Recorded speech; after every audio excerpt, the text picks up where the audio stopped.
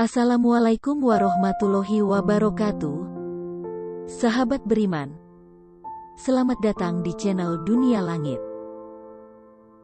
Sebelum melanjutkan ke video, jangan lupa tekan tombol subscribe agar selalu dapat menonton video terbaru dari Dunia Langit.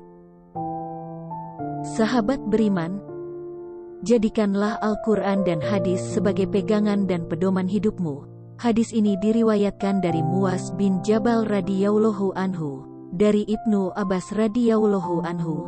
Dia berkata bahwa pada suatu hari dirinya bersama sahabat lainnya dan Rasulullah sedang mengadakan pertemuan di rumah salah seorang sahabat Ansar di Madinah. Tiba-tiba dari luar rumah terdengar seseorang mengetuk pintu dan meminta izin untuk masuk. "Wahai penghuni rumah, apakah kalian mengizinkan aku masuk karena kalian membutuhkan aku?" Rasulullah Shallallahu Alaihi Wasallam bertanya kepada para sahabat, "Apakah kalian tahu siapa yang berseru itu?"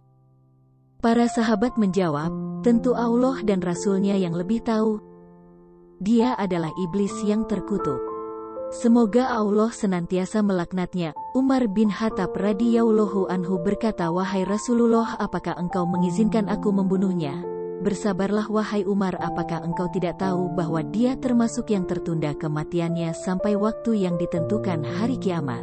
Rasulullah Shallallahu Alaihi Wasallam melanjutkan perkataannya.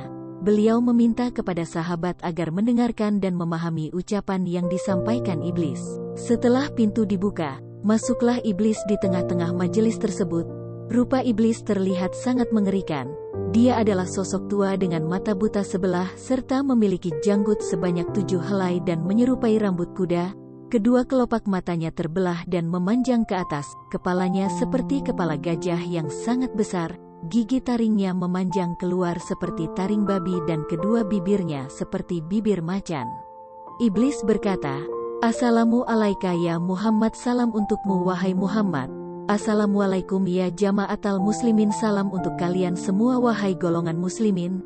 Rasulullah Shallallahu Alaihi Wasallam menjawab, "Assalamualillah ya lainin, keselamatan hanya milik Allah wahai makhluk terlaknat.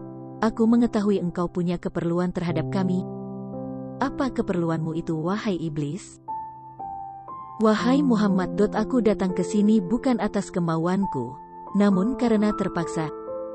"Siapa yang memaksamu?" "Seorang malaikat dari utusan Allah telah mendatangiku dan berkata, Allah Subhanahu wa Ta'ala memerintahkanmu untuk mendatangi Muhammad sambil menundukkan diri. Beritahu Muhammad tentang caramu dalam menggoda manusia. Jawablah dengan jujur semua pertanyaannya. Demi kebesaran Allah, andai kau berdusta satu kali saja, maka Allah akan jadikan dirimu debu yang ditiup angin.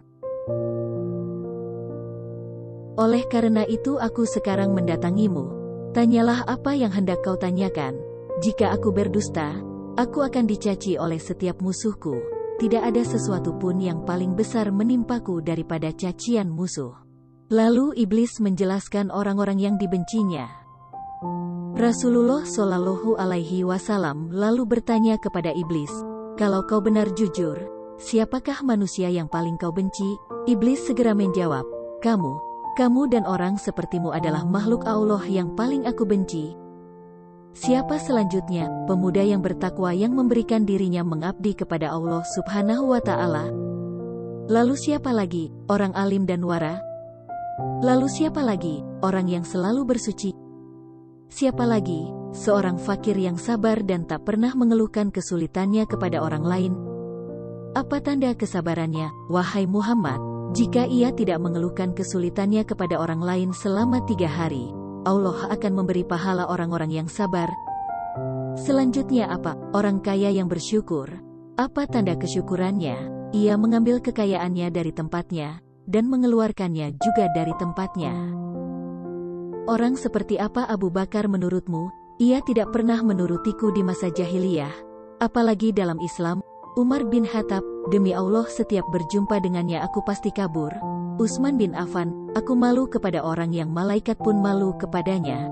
Ali bin Abi Thalib, "Aku berharap darinya agar kepalaku selamat, dan berharap ia melepaskanku dan aku melepaskannya.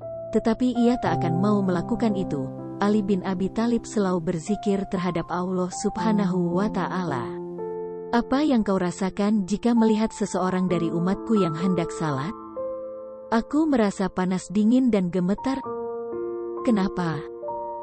Sebab, setiap seorang hamba bersujud 1 kali kepada Allah, Allah mengangkatnya 1 derajat.